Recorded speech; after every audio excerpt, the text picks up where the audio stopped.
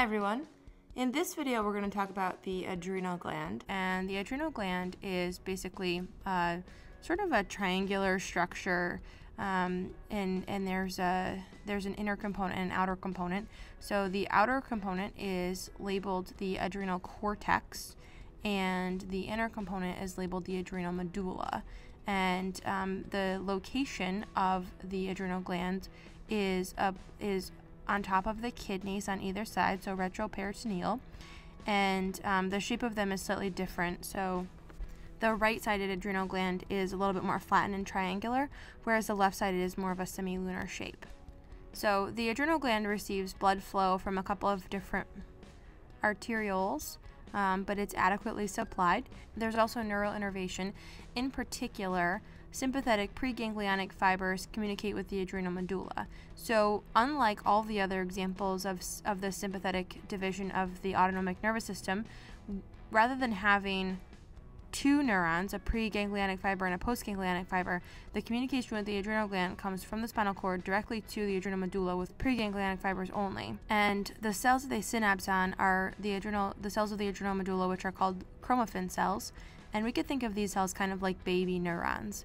So the cells have not developed axonal processes, meaning that they don't have axons. So they don't function like neurons, but they do contain nicotinic acetylcholine receptors, and acetylcholine that's released from the synaptic knob of the preganglionic fiber is going to communicate with these nicotinic acetylcholine receptors on the chromatin cells. There are actually two different types of chromatin cells.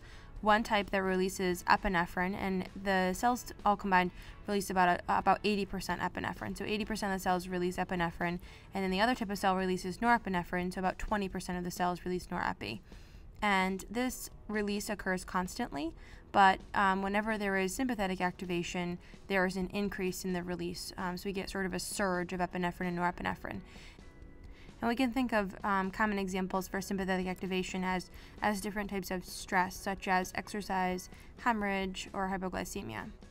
Now let's consider the adrenal cortex. So the adrenal cortex actually has three layers, sort of like an outer, middle, and inner layer, and they all have different names, but I really just want to focus on the different hormones that are released from the adrenal cortex. So the first hormone that we'll discuss is cortisol. Cortisol is an example of a glucocorticoid. So this is in the same family as hydrocortisone, cortisone, and corticosterone.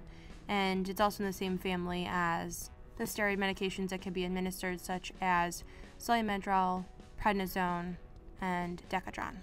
Now, cortisol is part of the hypothalamic pituitary adrenal axis, and so in order to control the behavior of cortisol, we have CRH will be released from the hypothalamus, and ACTH will be released from the anterior pituitary.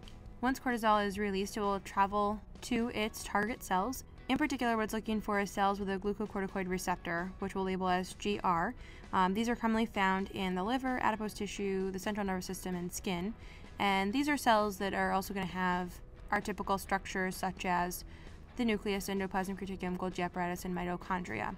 So we know that cortisol is lipid soluble, and so therefore it will travel in the blood bound to binding proteins. And once it arrives at its destination, it will diffuse through the membrane and bind to the glucocorticoid receptor. So once it binds to the receptor, a series of reactions will occur, and the complex will ultimately move into the nucleus, where it's able to increase the transcription of targeted genes or suppress the transcription of other genes. And so I just want to sort of refresh, when we talk about regulation of gene transcription, essentially what we're saying is increase or decrease the production of certain proteins. So the specific effects of cortisol include increasing the rate of glucose synthesis, and it's responsible for something called the glucose sparing effect. So anytime that there's evidence of stress in the body wants to make sure that there is adequate glucose available. So any type of stress will increase glucose. And a really good example of this would be something like infection.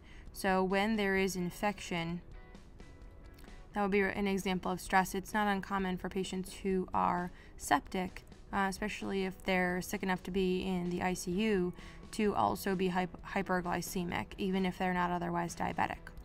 Cortisol also has synergistic effects with epinephrine and norepinephrine, and it suppresses the production of pro-inflammatory enzymes and promotes the production of anti-inflammatory cytokines.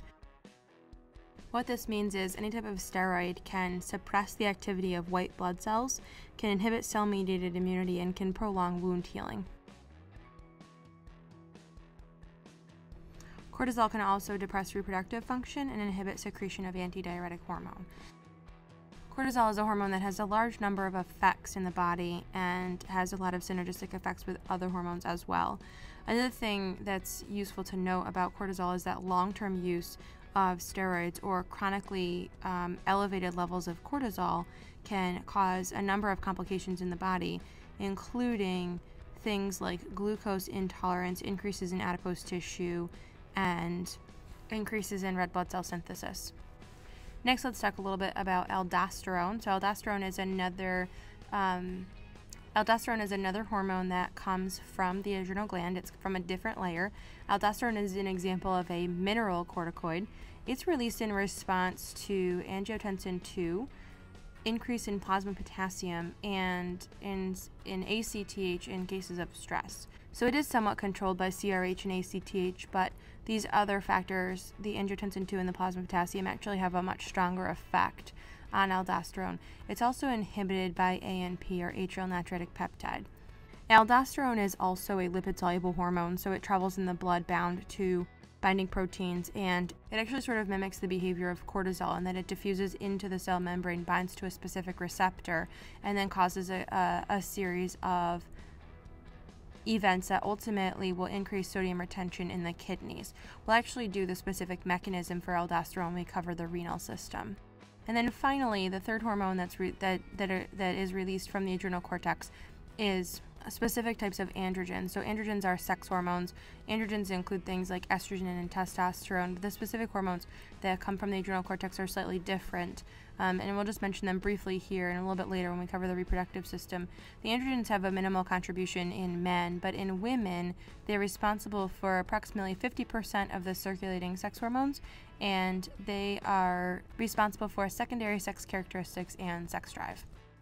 Alright, so that concludes our discussion of the adrenal medulla and the adrenal cortex. Thanks for watching.